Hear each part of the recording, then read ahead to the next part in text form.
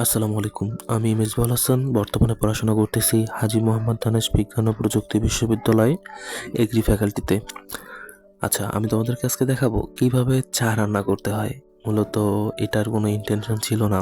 ভাবলাম যে রাত্রে একটু চা করে খাওয়া যাক। আর আমার দুধ চার প্রতি অতটা কোনো ইন্টারেস্ট নেই, কিন্তু ভাবলাম অনেকদিন থেকে খাওয়া হয় না, এই জন্য একটু ভিন্ন পদ্ধতিতে দেখি যে এক্সপেরিমেন্ট করে কিছু করা যায় কিনা।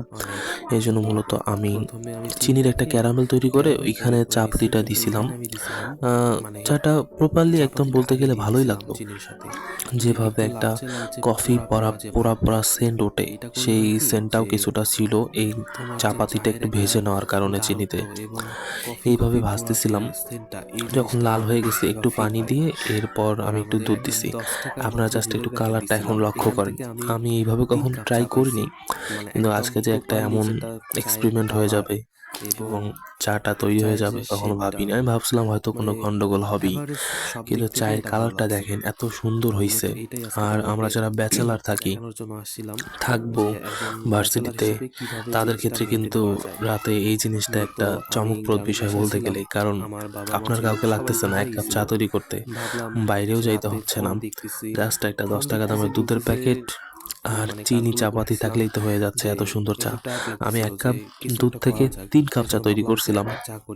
জাস্ট একবার চায়ের কালারটা দেখেন। এটা আমার ফার্স্ট অভিজ্ঞতা। আমি এখনো কখনো এইভাবে চা করিনি। এরপর চাটা একটু নামায় রাখছিলাম, পরে একটু জাল দিলাম। এখানে আমি জাল দিচ্ছিলাম। আর এটা হচ্ছে আমাদের গ্রামের বাসা। আমরা মাঝে মধ্যে যখন কখনো ছুটি পাই এখানে চলে আসি সহপরিবারে একদম। আমি চাটা নিয়ে জাস্ট একবার দেখাইলাম আপনাকে, দেখেন চাটার কালারটা কেমন। আর আমি একটা রুটি এনেছিলাম, রুটিটা দিয়ে চাটা রাত্রে খাইলাম। আমি হয়তো চায়ের কালারটা আপনাদেরকে ভালো করে দেখাইতে পারলাম, একটু পরে দেখাচ্ছি আবার। ভিডিওটা শেষের দিকে চলে গেছে, এই জন্য মূলত প্রথমে দেখাইতে পারিনি। দেখেন কত সুন্দর হয়েছে না চাটা, একটা ছেলে মানুষ হিসেবে তৈরি করছি।